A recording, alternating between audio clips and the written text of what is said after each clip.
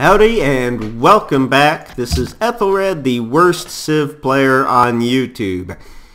In this episode, we're going to see World War II. We're going to talk about some of the largest battles in history.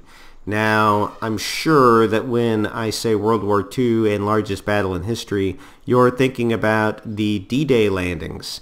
That is not the largest battle in military history. I think for sure it's the largest amphibious landing. In fact, I'm certain of that. But it is not the largest battle. The largest battle happened on the Eastern Front in Russia. So, the 6th Army, along with its counterparts in the southern wing, pushed through Poland. And on its way, it committed all manners of atrocities, particularly in Poland. The Nazi army was fighting a war against Jews. And that's trite to say, because everybody's heard that, right? But the soldiers, when they were on the march, they were fighting a nationalistic, patriotic battle against international Jewry and communism, because the Nazis hated the Soviets just as much.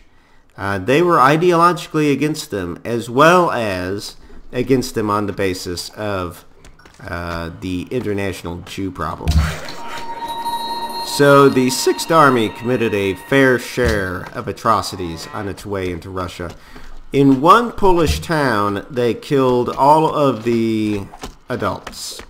But they had a problem because they had 96 children that were too young for any of the Nazis to, in the first round of shootings to really feel comfortable killing. And we're talking about 4-year-olds, 3-year-olds, 2-year-olds, 1-year-olds, some babies who were still crawling and younger. So what they did, the 6th Army, was they locked him in the basement of a house with no bread and no water. And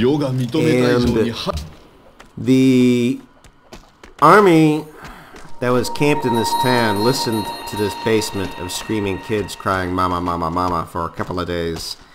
And then they couldn't take it anymore, but they didn't know what to do with them. So they took him to a nearby orphanage, and those that were still alive, they took him to a nearby orphanage. And then, because there must have been some kind of, so it would replace the improvement. They killed him. They shot them all. There must have been something at the orphanage which didn't work out for them. Maybe the orphanage wasn't manned anymore. But yeah, then they lined all the kids up and shot them. So, horrible things are going to happen to the 6th Army. I told that story so that you would have a comprehension that neither side had clean hands in this affair. Now, the 6th Army's target is Stalingrad. When they arrived there, Stalin issues the order that the Red Army in Stalingrad does not retreat, that it fights, wins, or dies. And so they did not fall back from the town. In fact, they made the citizens stay. They wouldn't let the citizens leave the town as the German army is approaching. And the first thing that they did was they opened up with the 4th Air Wing of the Luftwaffe, and they bombed the city into rubble by means of softening up the city. Primarily they targeted factories, but they also targeted residential districts, and there were tens of thousands of people who died. After that, the Russians allowed the civilian population to leave, but only after the city was bombed by the Luftwaffe. Now the 6th Army moves in, and the Russian army that was there fought them house to house. Not street to street, house to house. And it was a ferociously bloody battle that went meter by meter through Stalingrad. By the end of, let's see, what year? By the end of 1942, the Germans had pushed the Russian forces up against the Volga River. Stalingrad was backed by the Volga. And so they literally had their backs up against the river. Now at this point, Russian reinforcements arrive. And this is right in the middle of the winter between 1942 and 43. So what the Russian army did was they split their attack into two wings, which went north and south of Stalingrad. And they conducted a two-pronged attack, successfully crossing the Volga on each side and taking out the German flanks. And they managed to encircle the 6th Army. Now the 6th Army, as I had said, had just finished clearing Stalingrad up to the very banks of the Volga, which meant that the 6th Army was in Stalingrad. Now they find themselves surrounded by the Russians, and the tables have turned. And Hitler issues the order that these people are all to die. Well, he said, you need to fight to the death. Again, same kind of order that Stalin gave, you either fight, win, or die. And they couldn't escape. They realized that this meant that they were going to die in Stalingrad fighting. A few of them were airlifted out by the Luftwaffe, but they were the very, very lucky minority. The vast majority of all of the 6th Army was trapped in Stalingrad, and they fought for months. But they ran out of food, and they ran out of bullets. And when they ran out of ammunition, they surrendered. Stalingrad goes down as being the largest battle in the history of warfare. Let's see, how many people were killed in it? 2 million people were killed or captured in the Battle of Stalingrad. Alright. And it was a majorly strategically important battle because that's where Russia stopped the German advance. It was a major strategic goal of Germany to take Stalingrad, and they couldn't. The Russian army stopped them there, captured or killed an entire army. So that army is wiped out. And then the Russians were on the offense. Okay, so Brazil is now influential with me. That's what that message means. And we have completed 2 rocket boosters. Now in 1943, Russia, going on the offense, begins to press out Germans through Russia. They're fighting through Russia to reclaim land. At one point, a salient appears in the Russian line. A salient is a bulge which sticks out into the enemy lines. So this is a very unwanted and dangerous situation. If you have a salient, that means that your enemy can pincer it off, and you're surrounded on all sides by the enemy. So a German salient ended up coming into existence inside German lines. And the Russians knew this, so they heavily reinforced it. And in fact, they got word from British intelligence. Remember, the Brits in this game have the extra spies. British intelligence has always been top-notch. Can I buy a spaceship factory here? I guess... Oh, this is Poltavka. Yeah, right here. Spaceship factory. Great! And now we're going to build a stasis chamber. So we got a cockpit, we got 2 boosters, we're working on a stasis chamber. That's, let's see here. I take a look at these. Cockpit, 2 boosters, the stasis chamber, the engine. That's it, right? There's no other rocket parts. Got the cockpit, got that. Gonna get that. Yeah, that's it. I think that's it. Alright, so what are we gonna do down here? We're gonna research. Because we're not done researching things. Alrighty. I'm temporarily completely discombobulated from the story I was telling. Oh yes, the salient. The salient was at a town called Kursk, a city called Kursk. And the Brits told him, hey, on XYZ date, the Germans are going to try to pincer off your salient. And so the Russians had heavily reinforced their lines there. And they brought up a massive number of armored reinforcements. And when I mean a massive number, I mean thousands of tanks. And there was the attempted move by the Germans to cut off the salient called Operation Citadel. And then there was the battle at Kursk proper, where the Russians counterattacked and it turned into a melee. Prosperar através do comércio? Yeah, so salt for spices? Não. I don't want you to have coal. Nós recusamos. I'm Deveremos not going to give prosperar anyone open através do borders. comércio? I'm at 7 happiness. I should probably see if there's anything I can do about that. Alright, so Kursk. This battle goes down as the largest tank battle in the history of warfare. So we've got two of the largest battles in the history of warfare happening right here in the Eastern Front in Russia. At the end of it, the Russians were successful. They not only kept the salient, fought off the German counterattack, but gained territory.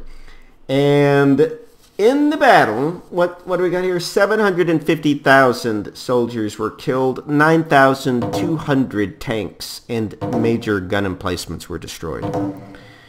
I try to imagine sometimes what the Battle of Kursk looked like. There were 9,000 tanks and large guns destroyed, and 750,000 soldiers killed. It looks like something out of a Michael Bay movie or something. All right. Oh shoot. I kind of wanted to have more time to buy city-states before coming in here. Again, I don't care about Islam. I will, though, try to repeal arts funding. There's my booster. We'll just sleep the boosters. And we got 10 turns on the stasis chamber. And then we've got about 19 turns before we finish researching the tech for the SS engine. At this point, I would like to get another great scientist. That would be a dandy. Oh no! I'm at 0 happiness. I have got to fix that. I keep saying I'm going to fix that, and then I forget. So Kursk, after Kursk, the German army just was in a rout in Russia, and they literally were routed out of Russia. Deveremos prosperar através do comércio? I have to say yes. So, what year are we in? 1944? Russian forces not only pushed Germany out of Russia, but they pushed into Poland and they occupied all of Eastern Europe. So they take all this territory. In fact, they probably take probably all this territory. I mean, Russian forces, I've come to the conclusion that the majority of World War II was fought in the East. Great person born. What are we going to do with you? We're going to pop you. We're going to pop you in the back of the head. Arts funding fails. World religion failed. I'm okay with that, honestly. Status quo is okay. Trade route. Gonna run to... I guess this is a trade route for gold. To Kizil. 1945. Okay, so the Russians occupy most of Germany, half of Berlin. Hitler kills himself and Germany surrenders. Now, the USSR was extremely upset with the Allies because the Allies had been promising for 2 years to open up the Western Front. Oh, see? The CNN Tower? Now he's got... I should go check his progress on his victory condition because he's going to be pushing a lot of tourism. A lot more now than the last time I checked. Anyway, so long as the Western Front was not contested, then Germany only had to man it lightly. They just had to have defensive troops along the Atlantic Wall. They weren't fighting a war there. So that meant that freed up all those troops for Germany to fight in Russia. And they used those troops to great effect, destroying Russia. So the Allies kept promising the USSR, we're going to open up the Western Front. We're going to do it. We're going to land someplace. We're going to land and we're going to invade and it's going to be really big. Just watch. Trust us. But we didn't do it for 2 years. And at this point, 1945,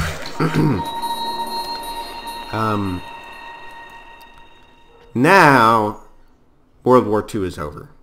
And the USSR is not happy. I mean, they captured a lot of land, but they ain't loving the Allies. Because while you were diddling over there in Europe or in England for 2 years, us Ruskies were dying in scores.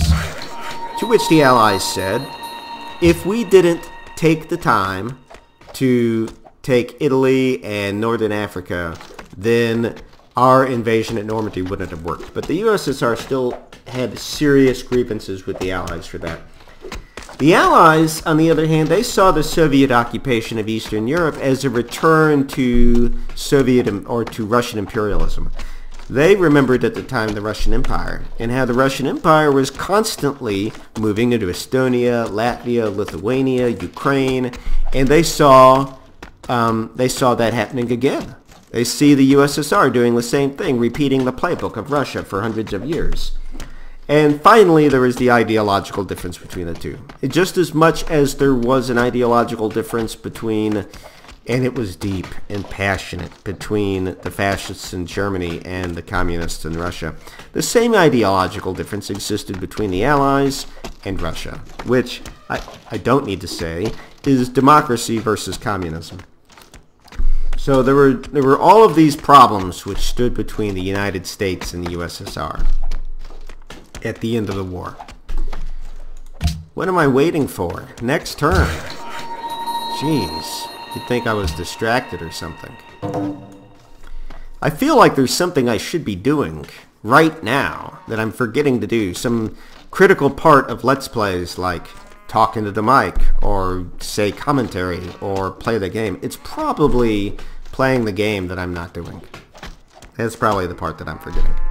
Usually I feel this way when I'm not reading history and I think, oh yeah, this is a history show too. I forgot about the history. But right now I think it's just that I'm forgetting to play the game. So 1, 2, 3 parts, fourth one on its way. Oh look, 3 turns until we've got enough science. That'll be right after Mobile Tactics is done. So the gardens, I think, really helped. I think the gardens really helped turn things around. Chop the forests down. All of them. We will not have forests anywhere around Russia or around Moscow again. 1946. The USSR cements its hold on all of the territories that it reclaimed, that it claimed at the end of World War II. Let me list it. East Germany, Poland, Czechoslovakia, Ukraine, Bulgaria, Albania, Yugoslavia, Romania, Hungary, Lithuania, Latvia, and Estonia. All Eastern European states which vanished into the USSR when they steamrolled through, committing tons of atrocities.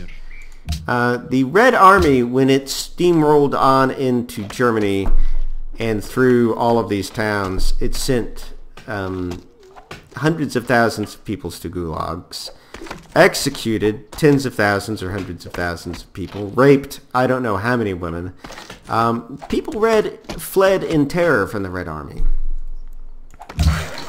All right, cut down another forest. 1946. Gee, I'm starting to think that each year is 2 turns now. And I'm wondering if that happened at 1940 or when that happened. Seems like it happened right around World War II. Because my history is still yearly. I'm never going to do history more granular than yearly if I can get away with it. And I'm 5 years from running out of history. I don't have any more history prepared. Somehow I'm back up to 8 happiness. I never even did anything. I can't fathom. Oh yeah, I do need to check the culture progress. Or I could just, since there's nothing I could do about it right now, I could just be unpleasantly surprised when I lose. China's attacking somebody, great scientist. So let's look at it. Influenced by player, and we care about Brazil. Oh, that's not bad. What do we got here? Does it say how many turns? Does it? No? Oh, I've got time. I don't think they can win this. I think I've got this in the bag. Really nice. That is really nice to see. I wasn't at all sure that... Okay, I was pretty confident that I would win. But look at that. Troll town. That's just a troll town right there. But at least it'll keep the barbs away. Oh yeah, and happiness. So Brazil, I love you so much, I don't want you to win. Estou ouvindo. Let's trade. Não. No, my ass. Deveremos prosperar Take através do 7 comércio? with 1 coal. Não. Huh. I'm not going to deal with you Deveremos under those prosperar terms. através do comércio? 今天怎么样？ I'll make that kind of deal with you though, because you're not going to win. So it doesn't... You know what? If I'm going to prop anybody up, it's going to be this guy. Gold? No. How about oil? No, not oil. How about 7 gold, 5 coal, and an iron? I'm sure I can make this deal work. There. That's not bad. And incense? I'm the puny one. I love you for it, honey. Give me some incense. I'll offer you 8 gold. Alright, you know what I could be doing? I could be building a nuclear weapon. I could buy a nuclear weapon. I think I'm going to do that. Alright, so we'll see if I'm still the puny one now. Have I done 1946? Oh yeah, that's when I said that the USSR cemented its hold on all those Eastern European countries. I can't believe Spain's still in this. How is it still in this? Why hasn't Portugal wiped it out? It's one city. Whatever. Alright, I'm gonna get, what is it, mobile tactics now? And then I'm gonna pop my great scientist and almost complete the next tech. 19... Boy, it's gonna be close to 1950. I'm saying between 1950 and 55 is when I win. Come on, come on. These turns are taking too long. I don't have enough history for this. Sure. Beat it. And look, there's another great scientist coming in 10 turns. I'm telling you, I am a believer in gardens now. Everybody should go build gardens. All men There's tactics.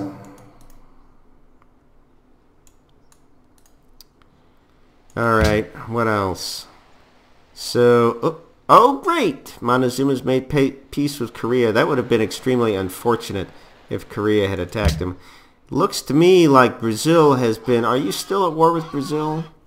At war with the Aztecs, yeah, so they're losing cities. That's unfortunate.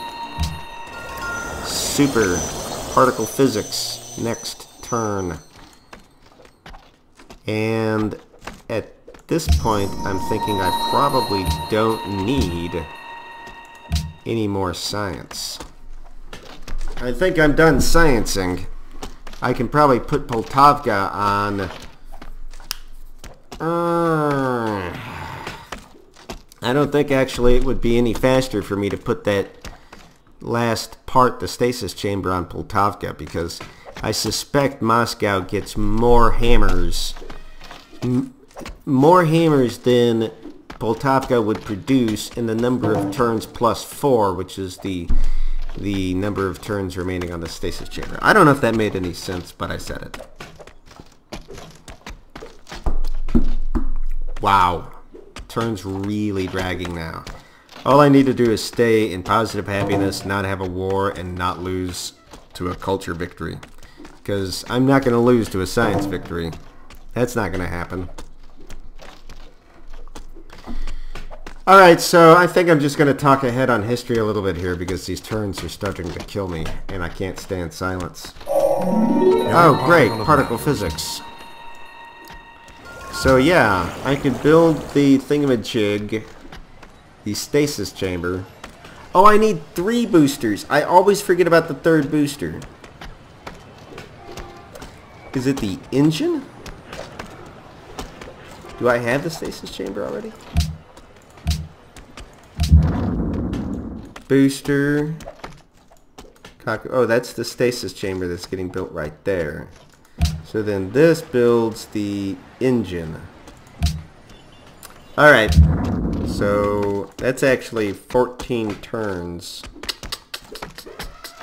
Wow, that means that I wasted time and I'm going to be waiting on this booster.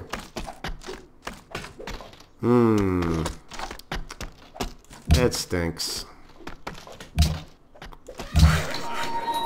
Is there anything I can do? Oh yeah, I can start redirecting trade routes, I suppose. I guess.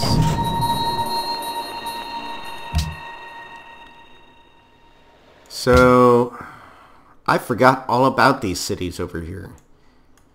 I forgot I had puppeted anything. You know, I learned something in this game, which is that it's almost free to puppet cities. In the past, I thought, well, if you're going to puppet it, you might as well annex it. But, no, I don't believe that's the case anymore.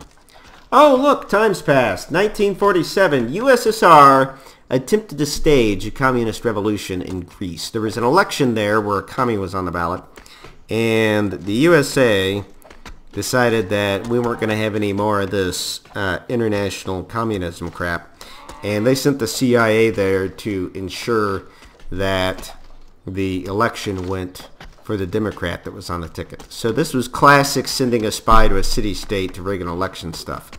The KGB was there, the CIA was there, they both rigged the election as hard as they could, and by a narrow margin, the Democrat won out.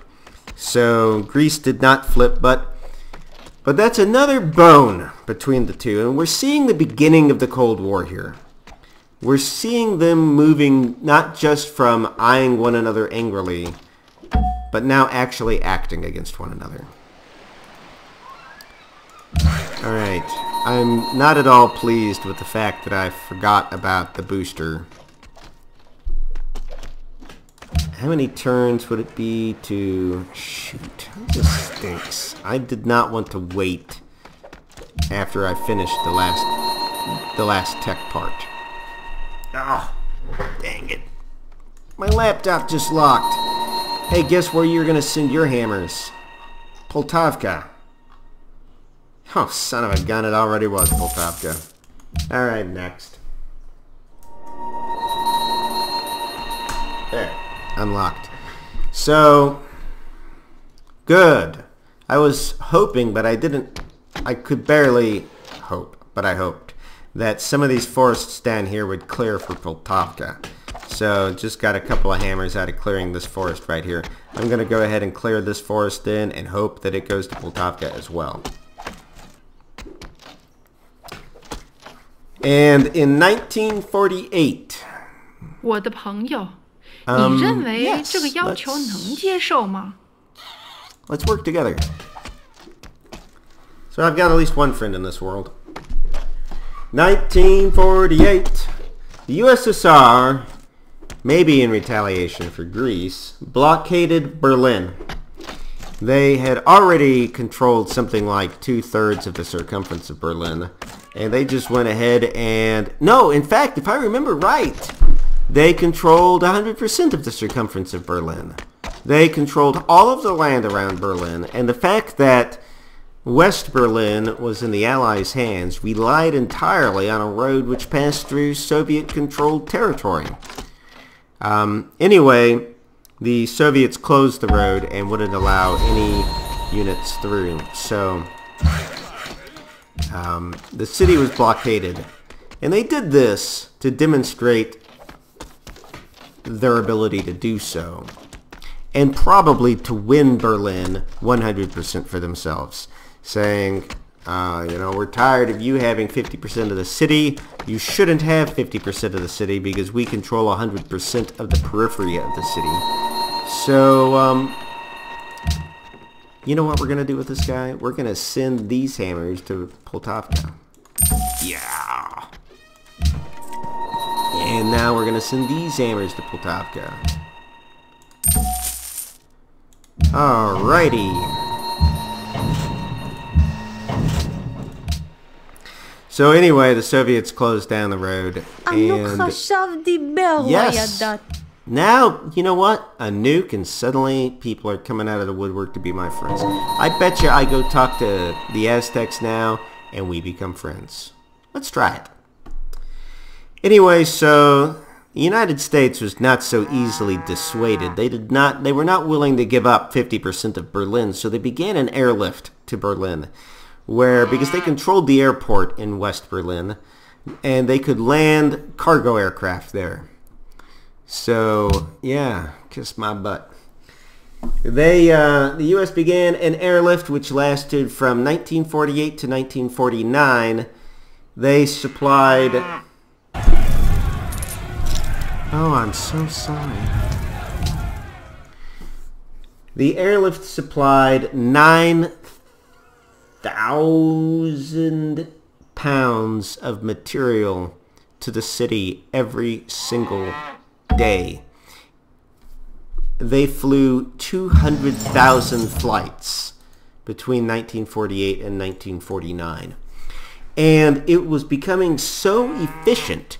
They were delivering more and more materials to West Berlin. They were delivering more by aircraft than they had been delivering by truck.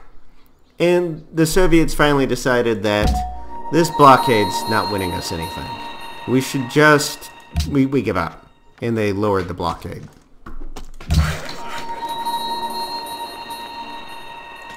That was in 1949. We can't chop this forest. I guess we'll just put him back on automation. Hey, Aztecs. Oh, I'm bloodthirsty. How about your gems? You want to sell that? Nope. Maybe you don't want to be friends. Beat it. Alright. Let's try to become friends with people. Not gonna work here. Bons dias. Friends? No? Certamente que não. Too bad. إنه أنت. Nope. How about you, honey? Well. Nope. Arabia? Assalamu alaikum. And good old Japan? ¿Y bien? Yeah. You need friends, honey. Alright, next. How many turns until... Oh yeah, go ahead and denounce me. Whatever. 6 turns until world leader. And 15 turns until the last booster's done. Which makes it about 17 turns till I win this stinking game. 1949. NATO was formed in order to contain the USSR. 你已经证明了你是一个狡猾、称职的对手。我为你的胜利祝贺。 I forgive you. And the the USSR detonates its first atomic bomb. 1950, North Korea invades South Korea. Now, well, I'll talk about that here in a minute because I'm ahead of myself. I'm talking about 1950 and it's only 1948. I'm just suddenly struck with this situation where these turns are taking so stinking long I don't have much to say. Upcoming session, my golden age is over. Dito's completed the Manhattan Project. And we're chopping forests. 7 happiness. I'm just on cruise control. There is nothing left to this game. At this point, I either win or I don't. Alright, so I'll ask some questions since we've got some time. Questions like, would you mind if I did a series where there was no history? Instead of being on the world map, I plan on doing all of my history on the world map. Instead of being on the world map, just being on some Pangaea, and I would play probably the Maya. No, the Aztecs. I'd play the Aztecs because I love the Aztecs. And because they don't have enough history for me to do a series on. They really, their only meaningful history started, I think, around 1000 BC, or even later. Maybe it was 1000 AD. I think it was 1000 AD. And then it only lasted until, I don't know, 1400 or something like that. When, of course, the Spanish came in and destroyed them. They were a fabulous culture. Fabulous. But not for very long, and then they were snuffed out. They were like still a Stone Age culture when they got snuffed out. So I would play the Inca. I don't know which. I think I've said Maya and Aztecs. It's the Inca. The people who build the terraced farms on the mountains. Yeah, the Inca. I would play the Inca. It would be on a Pangaea. There would be no history. Tell me if that's okay with you. Another option that I've got to do is India. I would try for a cultural win. I'd play on this map. And I would be right here, which is a really defensible area. That would be nice. I'd play with 22 civs, so way more civs than ever. Very well. What are some of the other options? Yeah, let's be friends. I'm all for as many friends as I can get at this point in the game. Why not? I might as well have friends and go out in some style. I think that. Oh yes, there's another civ that I want to do history on, but it's almost certainly going to be after the pole or after India, unless I just hear a ton of feedback to the contrary, and that's Poland. I would love to cover Poland. They've been involved in so much interesting history in this playthrough and in some of what I've been reading recently. So I would love to do Poland. That may be the next history series after India. I'm so sorry. Take thy beak from out mine heart. My heart is bleeding peanut butter. It's so sad. Okay, 1950. Korean War starts. North Korea invades South Korea. And they were very successful. They pushed the South Koreans all the way almost down to the sea. And that's when the UN staged an amphibious landing, which really is to say the United States staged an amphibious landing. And the US was fantastically successful. They pushed the North Koreans all the way back almost to China. When China decided to get in on things, let's send this. We can't send any more hammers to Poltavka, so let's just do a trade route with Antwerp. Then Russia sided with China, and China sent 1 billion troops into North Korea, and the United States got pushed down to basically where we are now with the North Korean-South Korean boundary. And they fought to a standstill, and they finally signed a armistice. Not a peace treaty. A little curious wrinkle of history. I'm done with my history. I'm just rambling now. Signed an armistice. Just, we're going to stop shooting. Was it an armistice? No, it was a non-aggression pact or a ceasefire. That's it. Signed a ceasefire. So we're just going to stop shooting at one another. The Aztecs have gone freedom. So that means that Brazil moves much more towards winning this game now. And there's nothing I can do to accelerate my win. Even the great scientist doesn't help. That's just potential points. Let's take a look at the victory scenarios here. As Brazil, I've got, 54 turns until they're influential with Egypt. That's the longest. They're about 18 turns away from everything else. So it's going to be closer than I would have liked.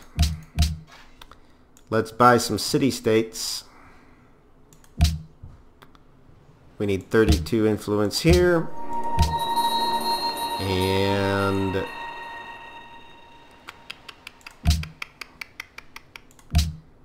how much do we? Oh, 114. Forget that. What about 24? We can do that.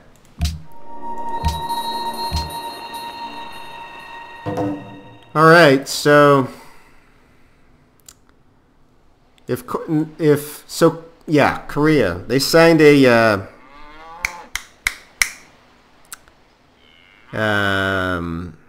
cessation of shooting at one another deal. And there's never been a peace treaty. We're still technically, the United States still technically at war with North Korea. So we left all of our troops there at the last hostile border that the United States has maintained all these years. We still have troops there at the demilitarized zone. And yeah, you know what? I could actually stop this episode right here and go research some history and try to click out the last couple of turns. That's probably a good idea. I should probably just stop here, go read some history for the Korean War and the death of Stalin. Stalin dies in 1953. What policy to adopt now? Something that gives me the ability to build spaceships really, really fast. I don't think I'm going to find that. What? I just spent all that... I just spent all that gold on city-states, and I could have done space procurements. I'm an idiot. Wow. That could have been the game right there. Very maddening. Alright, well, thank you very much for watching. Please click like, and it helps these videos climb in the search rankings. There's dozens of other people out there doing Civ Let's Plays like me. They're all better than I am, and if I'm ever going to be able to compete with them, then I need you to go click the like button. Thank you very much. Have a good day.